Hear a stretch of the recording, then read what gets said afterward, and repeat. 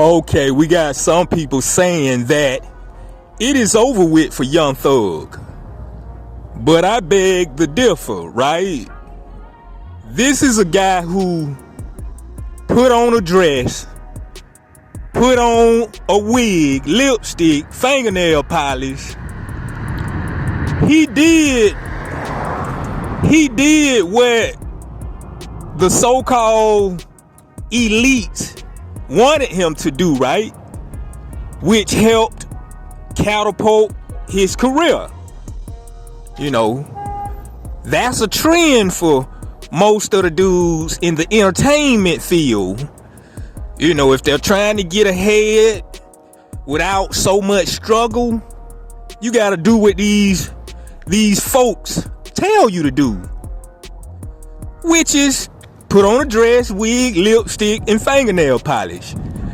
I don't think it's over with, because right here, he just got a deal with Adidas.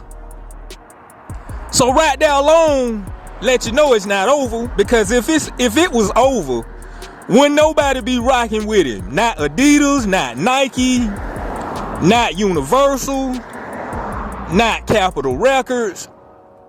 Anybody with power and money, they wouldn't rock with this dude if it was over. You know, it's not even over with for him with music. Everybody said Gunna snitched. When he came home, his career took off. You know, that's a new trend. If you get caught up in the streets and you snitch or rat or turn somebody in, when you come home, it seems like your career just skyrocket. Like, that's a new trend now. And that's why all these dudes are snitching and telling now. So I don't think it's over with for him. But I'm gonna let this dude speak. You know, I'm gonna let him break it down. Check it out. I know y'all love Thug, and I love y'all. But y'all just bear with me. I'm finna destroy Young Thug. He will not be able to rap no more. Would it? Be quiet. Hey, Wack, do you think it's over for Thug, man? Yeah, we're gonna make sure that we still got about 2 more hours of content. You have the right to call an attorney right now. You spoke for 2 hours. 2 hours. Man, what is he doing talking? A 2-hour interrogation. And you mad at Yak got it. After footage leaked of Young Thug snitching in the interrogation room, he tried saving his career by releasing a new album. Sadly, it didn't go as expected, getting reactions like, "Man, we waited for Thug to be released for that. Did no one around him listen to this before its release? Because damn, what a waste." Even academics would react in a post writing, DJ Academics claims Young Thug's album flopped, selling 48,000 units in its first week because he tweeted excessively to counter the snitching allegations, which diminished the mystique that he once had. This is the first time in a while we've seen Young Thug's sales going in a reverse direction. This is a complete flop. This is a complete flop. Young Thug ruined all of his mystique, and it's because people found out his kryptonite. I always say, like, if I'm going back and forth with somebody online, I'm always trying to figure out their kryptonite, what makes them tick. And I think we found it for Thug.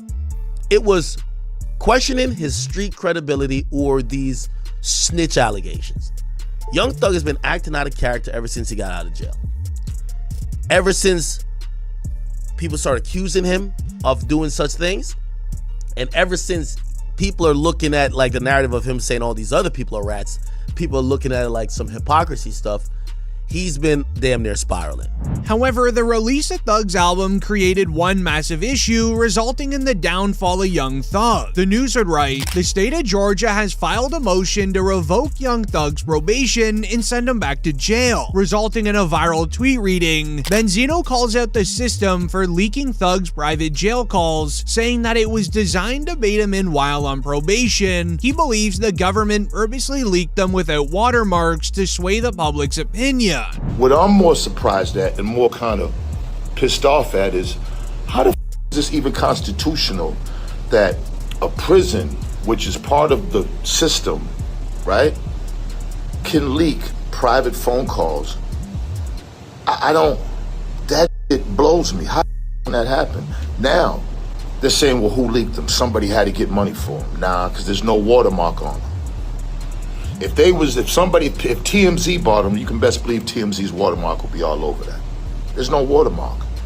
I guarantee the government's leaking them because they know what they're doing. They know, let me tell you something, from the feds to City Hall to the mayor to the governor, they all got a communications department where they have hired staff that all they do is look at social media for various reasons. That's it. And us as a community and culture, we just give them everything they want. It's easy. This would get the attention of DJ academics who would give the honest truth behind the YSL situation, explaining that Young Thug doesn't care if he goes back to jail. His main priority is to make everyone believe that he is still a gangster, even though he's a millionaire. You know, I like all this YSL. I like Thug, I like Gun. I'm gonna like him before I'm gonna like him after. But I'm gonna tell you what they got wrong at. They've been propagating the street free code. These are millionaires.